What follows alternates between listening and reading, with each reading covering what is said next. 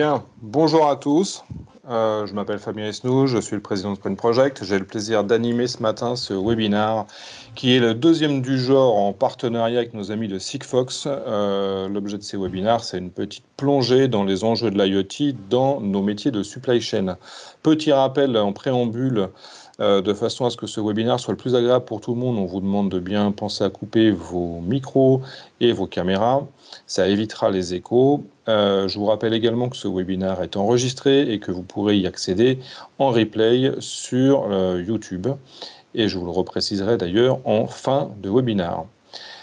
On va commencer donc tout de suite pour un petite plongée, donc les enjeux de l'IoT dans la supply chain. Pour Memo, on a déjà fait avec Sigfox un premier webinaire sur la thématique comment est-ce que l'IoT peut se mettre au service du tracking des remorques. Et pour l'occasion, on avait fait intervenir l'entreprise Lahaye et l'entreprise Stedis du groupe Total.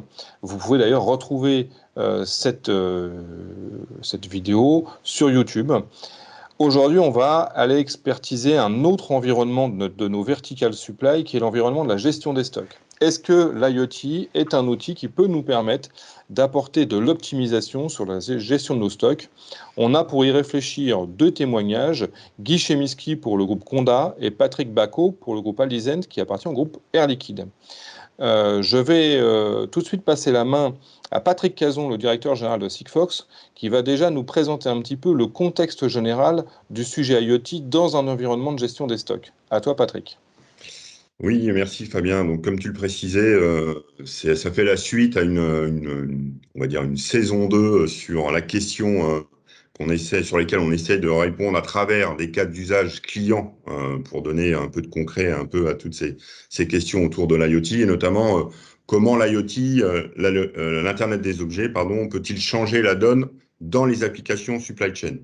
Donc, dans le premier webinaire qu'on avait fait, effectivement, c'était plutôt orienté autour du tracking, et notamment avec une présentation de cas d'usage avec des industriels comme DHL, comme Airbus, comme Michelin, sur lequel on a créé même une co-entreprise sur la gestion du tracking des containers maritimes.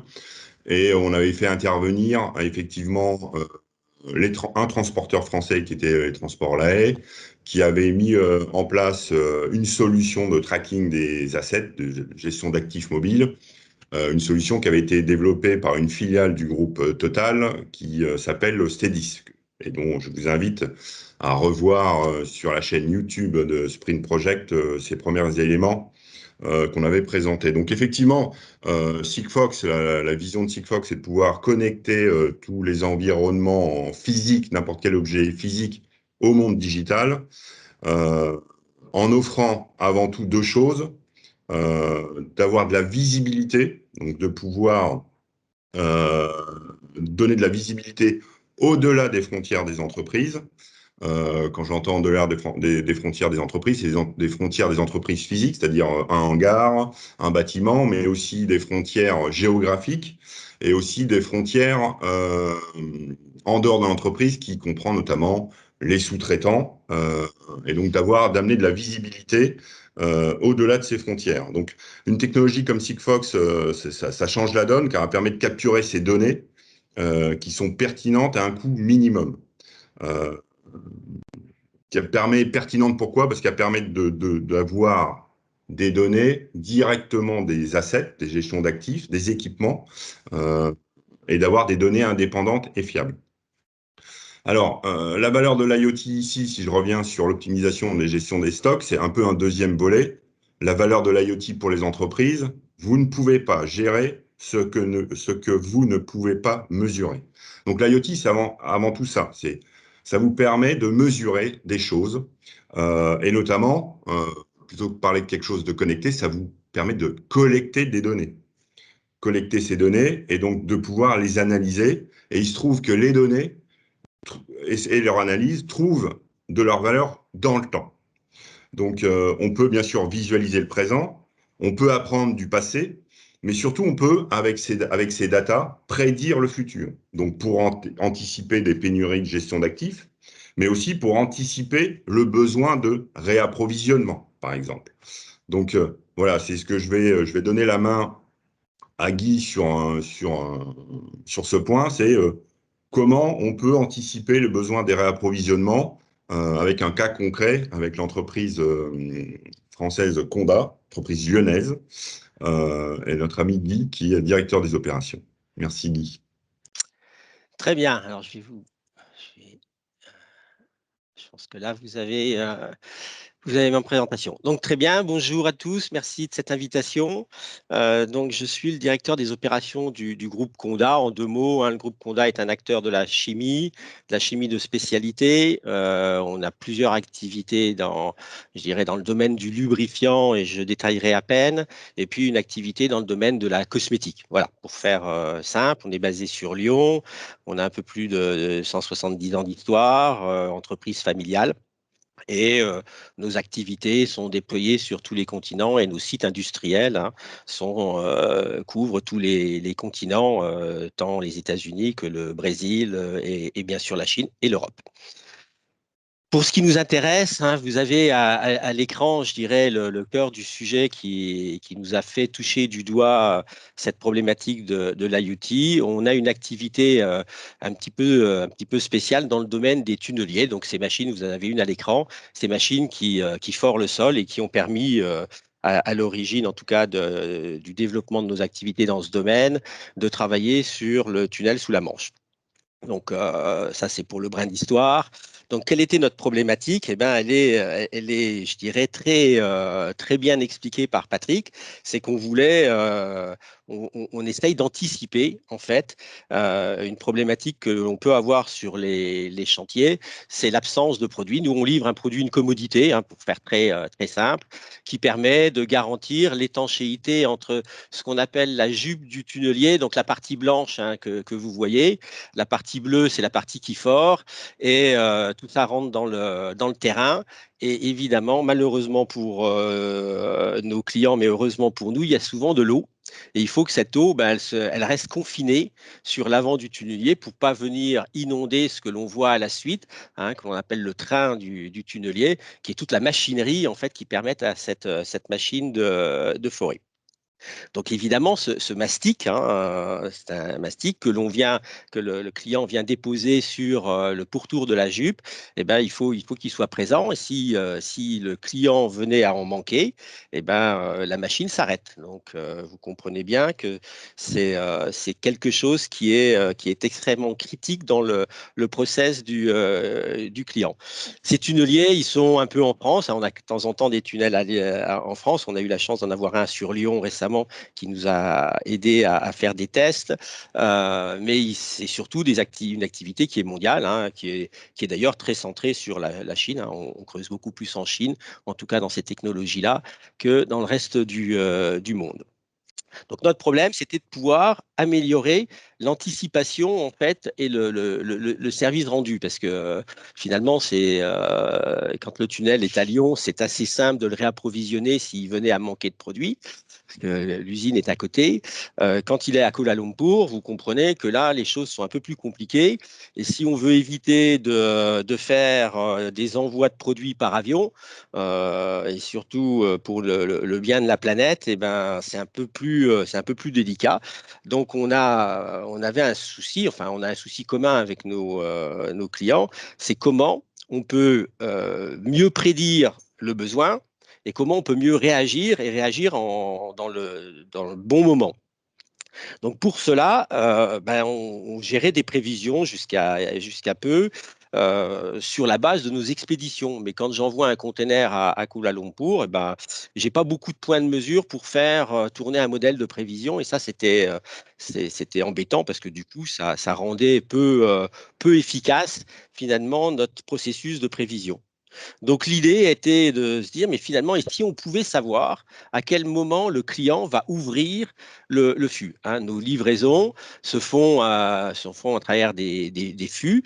Et ce qui nous intéressait, c'était finalement d'avoir une information qui nous permettait de dire, le client vient d'ouvrir un fût.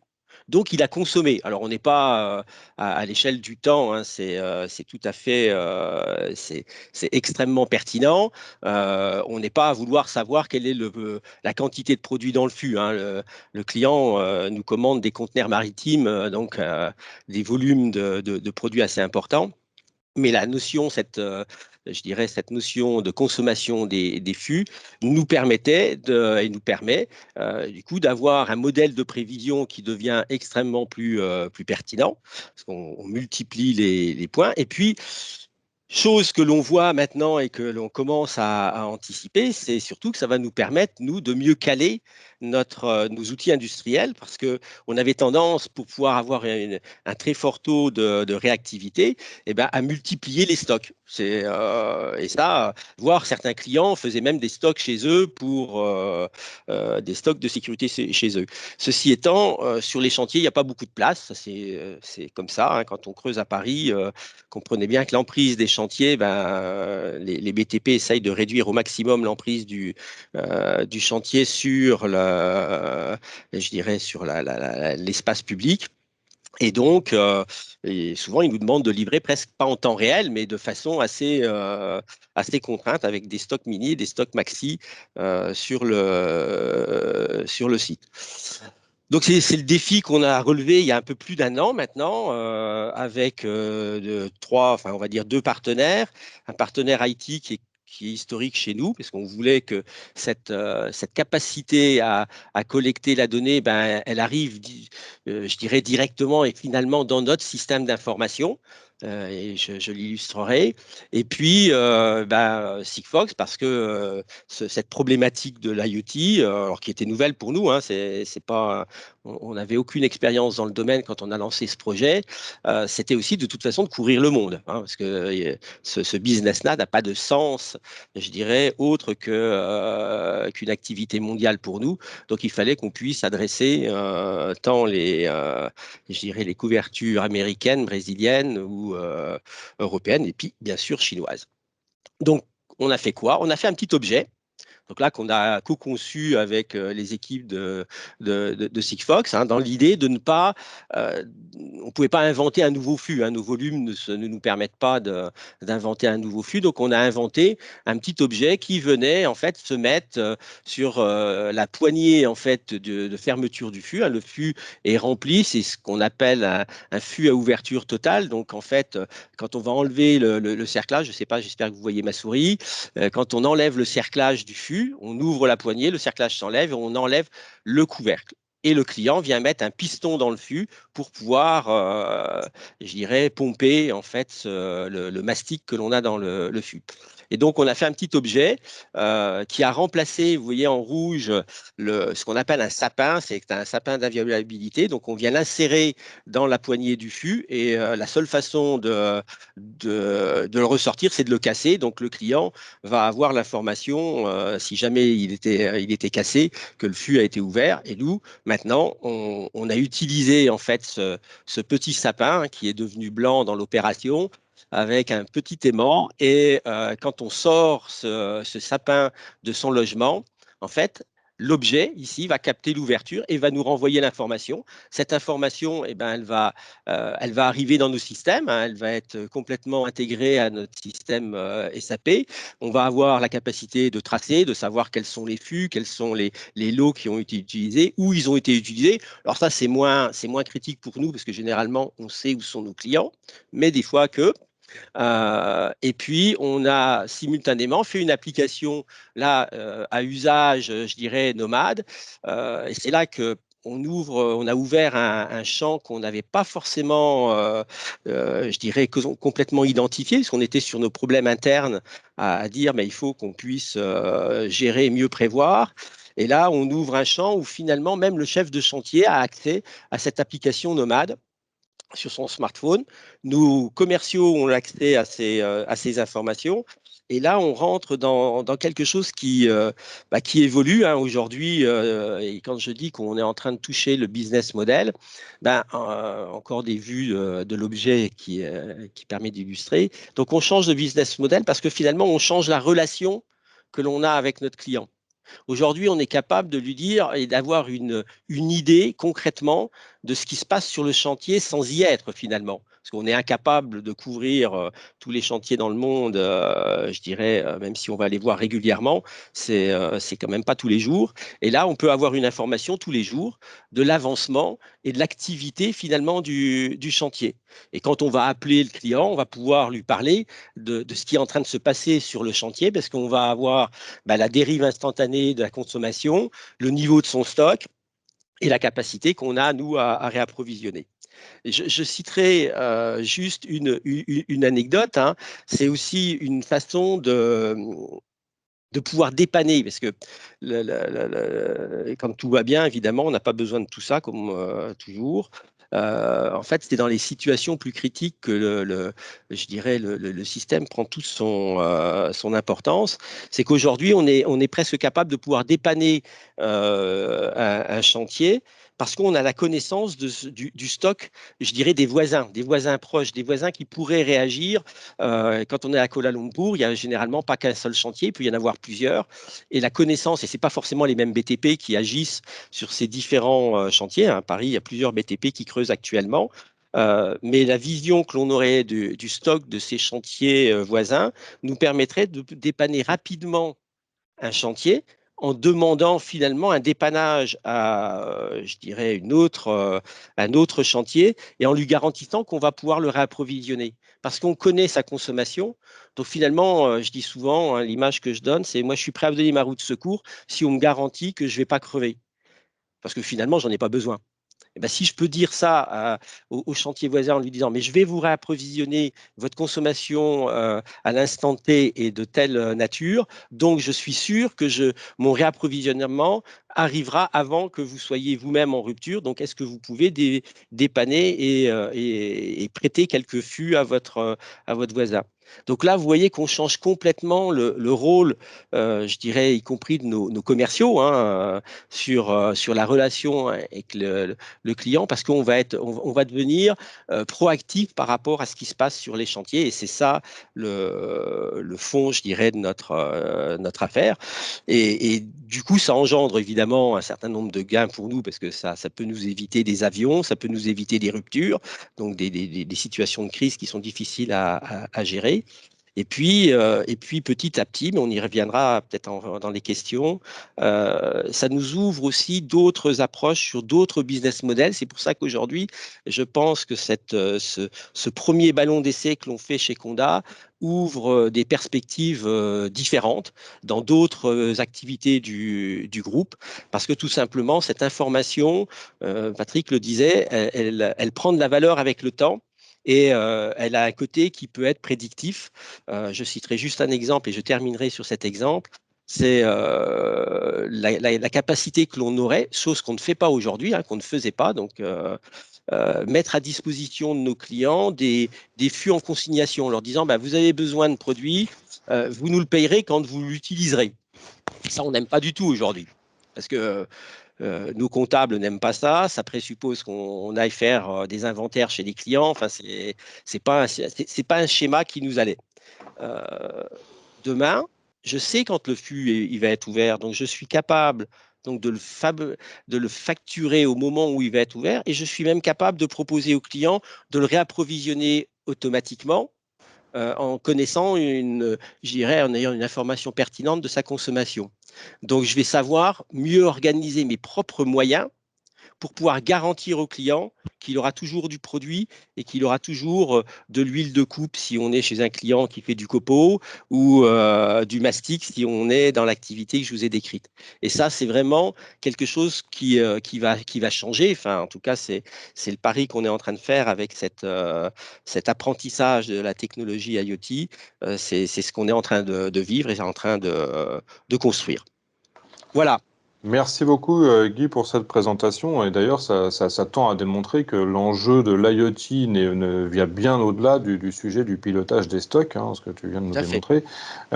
Pour Memo, alors on avait reçu en amont plusieurs personnes, avaient déjà envoyé des questions, donc elles sont pas sur le chat vu qu'en l'occurrence je les ai moi, mais je vous les poserai tout à l'heure et en effet la remarque est pertinente. On reviendra un petit peu sur d'un seul coup c'est quoi l'ouverture des chakras une fois que je mets en place un peu des sujets nouveaux dans mon entreprise, donc on y reviendra tout à l'heure.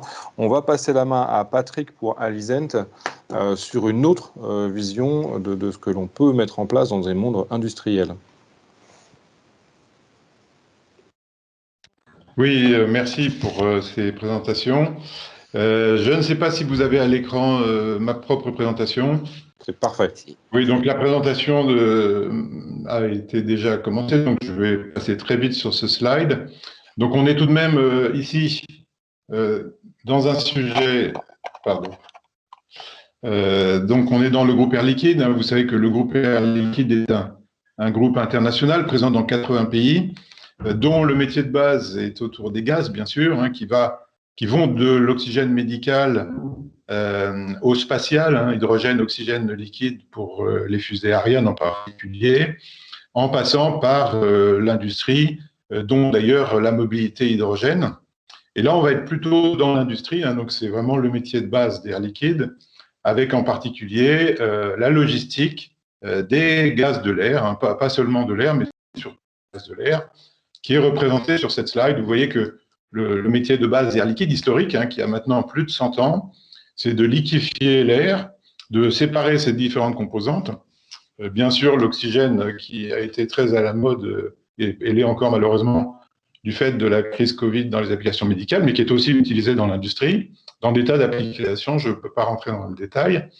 L'argon qui sert beaucoup dans le domaine du soudage, et bien entendu, c'est le composant le plus, en proportion le plus important dans l'air, c'est l'azote, qui sert aussi dans beaucoup d'applications industrielles, aussi bien pour de l'inertage que pour le froid que ça peut apporter en azote liquide.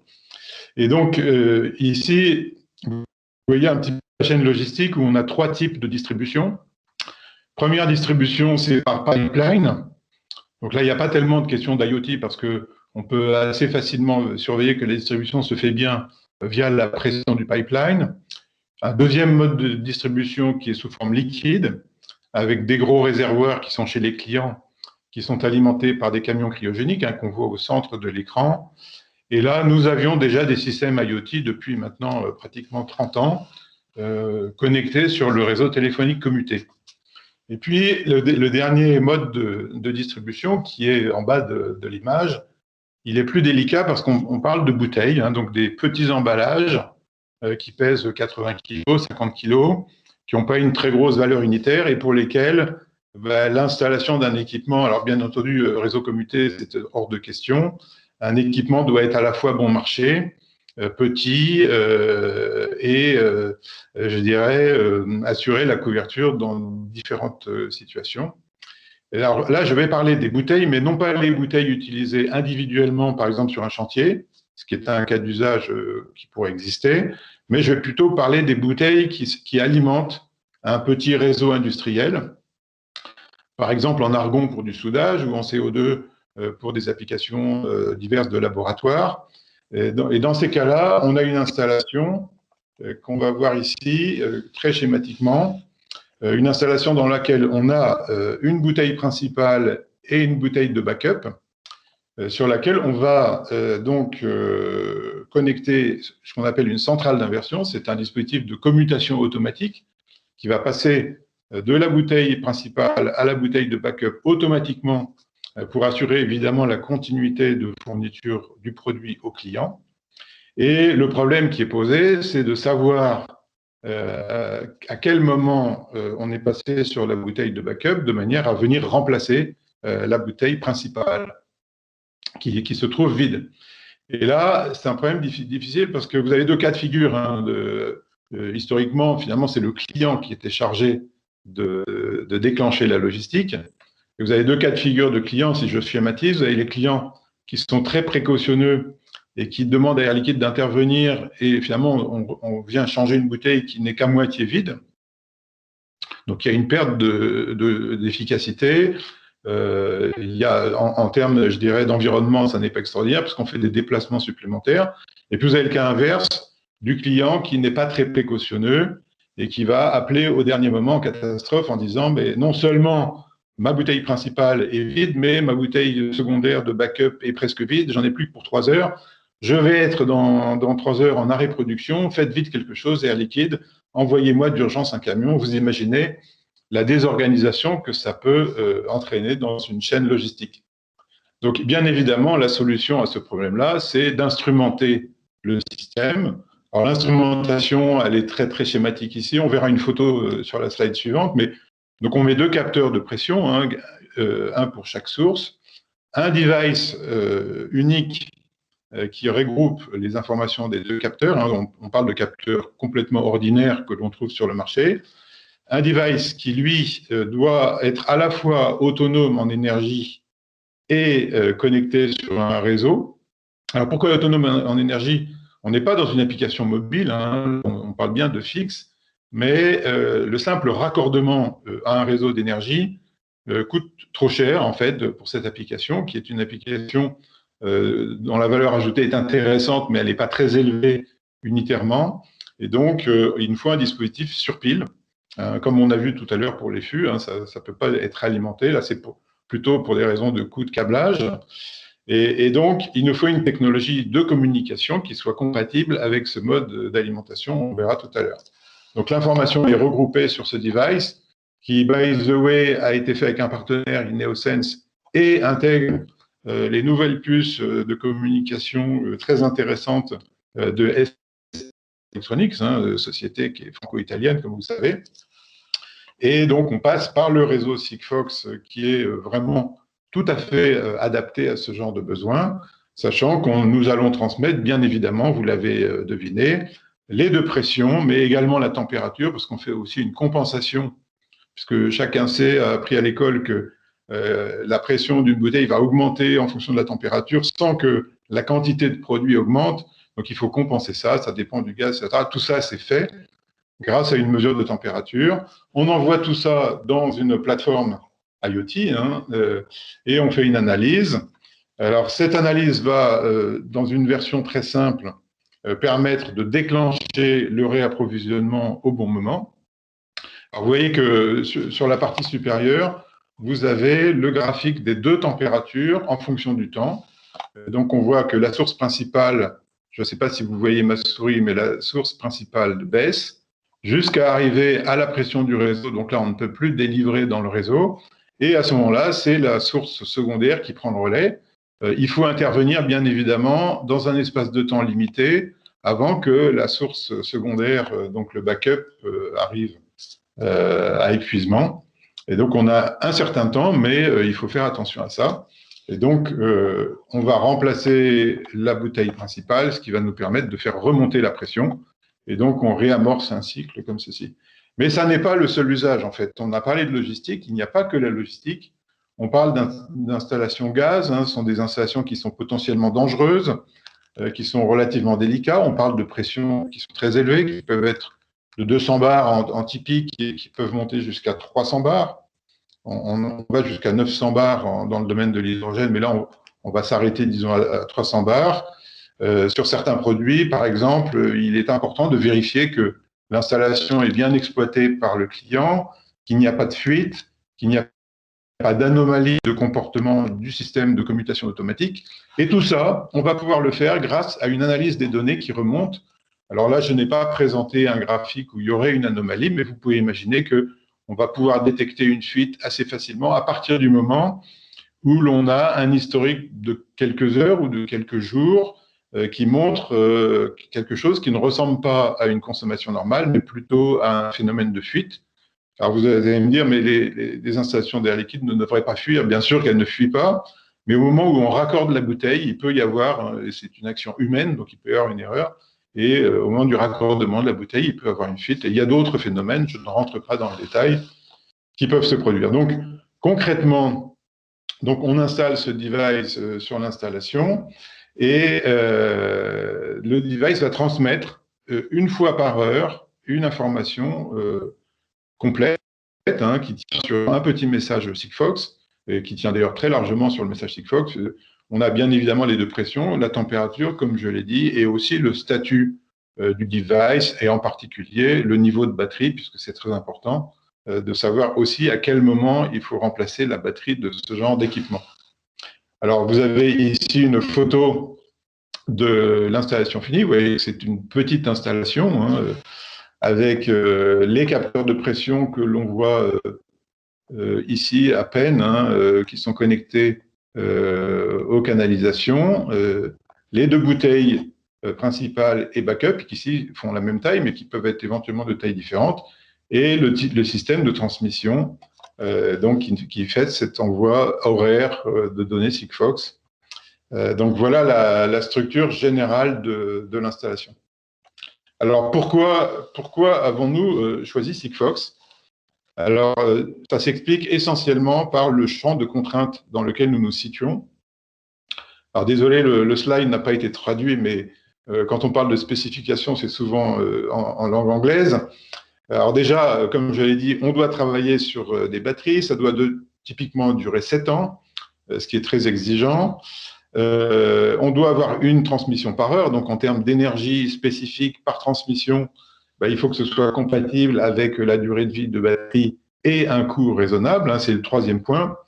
Donc il faut un coût de CAPEX, donc c'est le prix du matériel, extrêmement réduit, parce que là, on est sur une petite installation. On ne peut absolument pas mettre le même type d'équipement que ce qu'on met sur nos grosses usines ou sur les stockages cryogéniques qui font 20 mètres de haut, et vous imaginez que le coût du stockage lui-même est sans rapport avec le coût d'une électronique de surveillance, alors qu'ici, on est sur des petites valeurs de bouteilles. Et il faut, ça c'est très important, je pense que pour tous les gens qui veulent faire des installations, il faut beaucoup travailler la partie installation, le démarrage des installations. Et là, bon, j'ai pas on aurait des films, mais on n'a pas le temps de présenter ça. Pour démarrer l'installation, la partie la plus longue, c'est le vissage des capteurs de pression, parce que, encore une fois, on travaille sur des hautes pressions, il faut faire attention à ce qu'il n'y ait pas de fuite. Et la partie vraiment informatique, disons, le démarrage du device, ça se fait avec un aimant et ça dure exactement 5 minutes, vérification comprise. Voilà. Et enfin, et c'est peut-être le plus important, il nous faut une couverture internationale, puisque comme je l'ai dit tout à l'heure, Air Liquide est présent dans 80 pays. Donc il y a 80 pays dans le monde, et ça augmente progressivement, dans lesquels vous avez des installations telles que vous les avez vues. Et donc ça pose des problèmes de couverture, de certification, etc. Et le modèle de Sigfox, qui est un opérateur intégré, dont la couverture n'est pas encore sur l'ensemble du globe, mais qui s'étend très largement, est très intéressant. Et on ne retrouve pas forcément ce modèle-là chez d'autres opérateurs comparables. Voilà, c'est ce qui nous a fait choisir Sigfox. Et sur les installations que vous avez vues en photo, nous avons un comportement complètement nominal du système. Et donc, nous pouvons déclencher le réapprovisionnement à partir de l'information. Et comme je l'ai aussi mentionné, finalement, on a un bénéfice qui n'était pas spécialement attendu. C'est finalement un diagnostic à distance des installations et la détection de certains éléments qui n'étaient pas forcément détectés suffisamment rapidement. Donc, pour augmenter finalement le niveau de sécurité de l'ensemble de nos installations. Donc, un comportement complètement satisfaisant du système. Alors, on pourrait se poser la question, et je vais sur le slide suivant, est-ce qu'on ne pourrait pas équiper toutes les bouteilles il se trouve qu'aujourd'hui, nous, en tant qu'Alizent, qui est la filiale en charge de l'informatique industrielle du groupe Air Liquide, nous surveillons 22 millions d'actifs entre guillemets connectés. En fait, il se trouve qu'Air Liquide, c'est le même chiffre, à peu près 22 millions, 24 millions de bouteilles dans le monde, dont celles qui sont connectées à des installations fixes, comme on a vu. Eh bien, la réponse, c'est on pourrait potentiellement connecter toutes ces bouteilles, mais on a vraiment un difficile problème de coût. C'est-à-dire que le business case est difficile à trouver. Mais certainement, Sigfox est une des solutions qui va le plus loin dans cette direction. Donc, je pense très honnêtement que une partie de notre stock de bouteilles sera progressivement équipée. Je ne suis pas sûr qu'on atteigne l'entièreté du parc, mais une partie significative, très certainement. Voilà là, donc, ce que je peux vous dire, et je suis prêt à répondre aux questions qui viendront. Merci beaucoup, Patrick, pour cette intervention. Moi, je voudrais, pour ouvrir un petit peu la salle des questions, élargir un petit peu le débat. Donc, ça va plutôt être pour Patrick Cazon.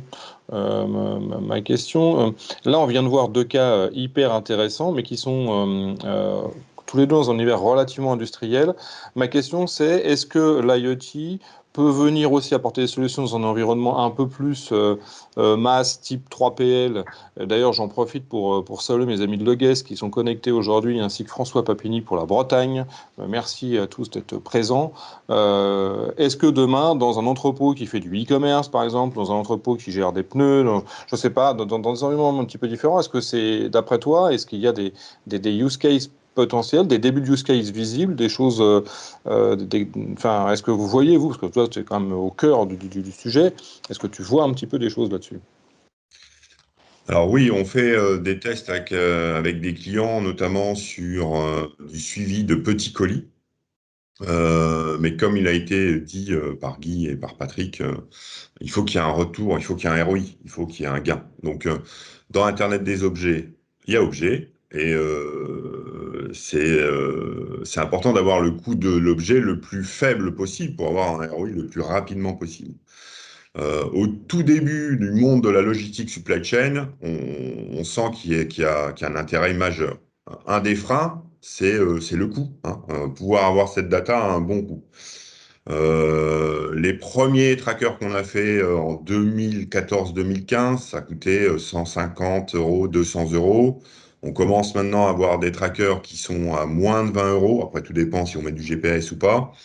Et on est en train de travailler sur la traçabilité à moins de 10 €. Mais pour certaines applications auxquelles tu fais référence, c'est encore trop cher. Donc, c'est-à-dire qu'il faut arriver à avoir des traceurs qui soient sur quelques euros pour que ça ouvre encore plus euh, le potentiel, de pouvoir connecter n'importe quel objet en coût le plus faible possible. Donc voilà. Donc aujourd'hui, ce que je peux dire, c'est qu'il y a des tests qui sont faits partout en Europe sur la traçabilité de petits colis à des coûts assez bas. Donc techniquement, ça marche. On arrive à suivre des choses assez intéressantes. Maintenant, pour que puisse l'industrialiser et que les acteurs de la supply puissent le mettre en œuvre concrètement, bah, il faut qu'on arrive à avoir des coûts d'électronique qui correspondent au ROI. Voilà. Donc, mais en termes de visibilité, je pense que ça arrivera dans 12-18 mois assez facilement. Alors, j'avais reçu, dans les questions que j'avais reçues, et là, pour le coup, Patrick Cazon, je suis désolé, mais tu n'auras pas le droit de répondre à cette question-là. Il y avait un sujet sur la difficulté ou pas à mettre en œuvre ce type de projet. Donc, on va parler aux utilisateurs, pour le coup. Donc, Guy et Patrick, si vous pouvez nous donner un petit peu votre retour d'expérience. Alors, Guy, on ne vous entend pas. Difficulté, en fait, dans un groupe comme Air Liquide, hein, qui est un groupe, comme je disais, sur 80 pays et de 68 000 personnes, 22 milliards de chiffre d'affaires, c'est d'arriver à aligner les différentes planètes, hein, les différents besoins des pays pour construire un projet. C'est essentiellement ça. Donc, ça débouche assez vite sur la question technique de la couverture. Je dirais que la partie technique des projets, autant il faut que le sujet soit bien traité dans des éléments extrêmement concrets de mise en œuvre, de rapidité de mise en œuvre, etc. Mais je dirais que l'offre technologique, qu'il s'agisse de Sigfox, des capteurs, etc., elle est là depuis déjà quelques années, à peu près au bon prix, même si pour augmenter, aller dans des millions d'objets, il faut sans doute baisser un petit peu. Donc, c'est beaucoup une question d'organisation interne qui dépend complètement des industries. Et puis, de définir vraiment les détails d'implémentation du produit pour qu'il soit extrêmement facile à mettre en œuvre pour des utilisateurs qui ne sont pas des spécialistes. Guy, une réaction? Ah ben, nous, je dirais, ces problèmes-là, on les a pas tout à fait vécus, je dirais, de la même façon. On a fonctionné, je dirais, dans un mode que je qualifierais de start-up. On dit souvent, nous, c'est un projet Covid, c'est-à-dire qu'en fait, on a créé une équipe. Enfin, j'ai créé une équipe autour de moi qui était dispersée en France, hein. Il y avait des gens de Lille, des gens de Toulouse avec les équipes de Sigfox, des gens qui étaient à Nantes pour les développements sur la partie SAP. Et on l'a vécu, je dirais, comme un défi Covid dans l'année passée. En fait, ça a été très vite. On a très vite, finalement, à l'échelle de ce qu'on dit, réussi à avoir des prototypes qu'on a mis en situation je disais, sur un chantier qui se passait à Lyon. Donc ça, c'est la partie, aujourd'hui, je vais pas dire facile, mais finalement, ça se passe assez bien. C'est très technique, mais ça se passe assez bien. Et puis après, c'est la phase, je dirais, dans laquelle on sort. Vous savez, d'accord, ça marche, ça fonctionne tel qu'on l'avait imaginé. Le business case, on le voit en tout cas se dessiner et il faut passer à la phase industrielle. Et là, pour moi, qui n'étais pas du tout un familier je dirais, de ces technologies, hein, en dehors de l'aspect technique, eh ben, oui, on se heurte à la problématique de comment je fais pour avoir les autorisations en Chine. Enfin, on voit tout de suite que là, il y a une phase qui me paraît excessivement longue, hein, mais ça fait, je pense, je dirais, les gens avec qui je travaille chez Sigfox me prévenaient, me disaient attention, hein, il va falloir un petit peu de temps, enfin, pour faire tout ça. Et en effet, on met un petit peu de temps parce qu'il faut certifier, parce qu'il faut tester, il faut industrialiser. Enfin, nous, j'allais dire, c'est un monde en termes d'industrialisation de composants qu'on connaissait pas. Puis là, on est rattrapé par ce que vous savez tous, hein, c'est qu'on a été obligé de redesigner un petit peu le produit parce que la pénurie des composants fait que ça se passe pas tout à fait comme on l'avait imaginé il y a quelques mois. Donc voilà, mais sinon, je pense que c'est plus accessible qu'on ne l'avait imaginé, hein, très, très concrètement. Merci beaucoup pour la transparence. Une autre question qui nous était parvenue mais ça, Guy, vous l'avez déjà évoqué tout à l'heure, et en effet, j'aimerais qu'on creuse là-dessus. C'est est-ce que ça génère d'autres sujets? C'est-à-dire, dit autrement, est-ce que quand on apprend à vivre avec une nouvelle technologie dans un environnement, est-ce que ça ouvre le champ des possibles sur d'autres thématiques identifiées dans l'entreprise, et donc de l'amélioration d'autres processus pour le coup? En tout cas, pour Conda, je vais répondre oui, hein. Enfin, on voit se dessiner d'autres. Quand je dis et je pense qu'on va, si ce n'est révolutionner, en tout cas évoluer nos business models. Le lubrifiant, c'est quelque chose qui est, vous le répétez pas, mais qui est devenu quand même très banalisé. Enfin, c'est pas, j'allais dire, ça se fait pas dans la Silicon Valley, hein. Donc on est contraint, je dirais, d'amener de l'innovation à travers d'autres choses, et particulièrement du service. Et l'exemple de Patrick sur les bouteilles de gaz en est un, hein, c'est finalement, on amène une forme de valeur ajoutée. Alors après, comment elle est vendue aux clients, je ne vais pas dire que c'est un débat, mais il faut réussir à le valoriser. Mais on sent bien qu'il suffit plus de livrer le produit. Ça, c'est une étape qui est presque derrière nous. Il va falloir accompagner de plus en plus le client. Et quel autre moyen que l'on a si on n'a pas l'information? Patrick, vous voulez rebondir? Oui, je rebondirais sur un autre aspect, hein, c'est que qui dit digitalisation au travers de moyens de communication comme ceux qu'on a vus ce matin, dit finalement remise un petit peu à plat des bases de données, des assets. On se rend compte que je dirais, dans le mode de gestion préalable, il y avait quand même beaucoup d'éléments manuels. Et là, on passe à des systèmes qui sont pratiquement infaillibles, hein. Bien sûr, il y a des pannes, mais globalement, les informations que ça remonte sont très fiables. Et ce dont on se rend compte, c'est que c'est les bases de données dont on partait, hein, les bases de données d'assets, etc., n'étaient pas forcément au niveau de précision qui était souhaité. Et incidemment, ce genre de projet va améliorer la connaissance que l'on a de nos équipements qui, pour eux, ne sont pas du tout récents, qui sont éventuellement, qui peuvent avoir 10-15 ans. On peut avoir, par exemple, des problèmes de mauvaise saisie de dimensions je pense au stockage cryogénique. Et donc, il y a des effets bénéfiques, sachant que le point fondamental qu'il faut retenir, c'est que la valeur de toutes ces données ne sera jamais meilleure que la qualité des bases de données sous-jacentes. C'est-à-dire que bon, la donnée physique que l'on remonte, elle sera bonne, mais si on a des choses inexactes sur les objets sur lesquels sont prises les mesures, eh bien, les décisions qu'on va prendre ne seront peut-être pas les bonnes. Donc, le fait de mener ce genre de projet va finalement lancer une opération de remise à niveau d'un certain nombre de choses qui ne sont pas forcément idéales à l'instant T. Ok. Est-ce que Patrick, pour Sigfox, tu veux ajouter quelque chose avant que je clôture ce webinaire? Non, juste pour rebondir sur la question, hein, et puisque Patrick a fait référence à nos cours de physique du collège, l'avantage de Sigfox, c'est que ça consomme très peu d'énergie. Et les tests qu'on est en train de faire, on est capable d'envoyer des messages avec, je ne sais pas si vous vous souvenez de vos cours au collège, on était capable de créer de l'électricité avec une pomme de terre ou avec un citron.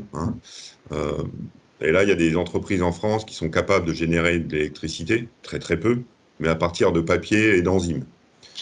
C'est des choses qui sont encore en cours de développement, mais qui existent. Donc imaginez, puisque là, on est en train de parler à des acteurs professionnels de la supply chain et de la logistique, que si on pouvait créer de l'électricité à partir de carton, vous imaginez le potentiel que ça peut avoir. Donc ça, c'est les tests qu'on est en train de faire aujourd'hui. C'est pas encore disponible, donc je suis pas prêt à prendre les commandes, mais voilà, c'est les axes. Donc il y a un champ devant nous. Ok.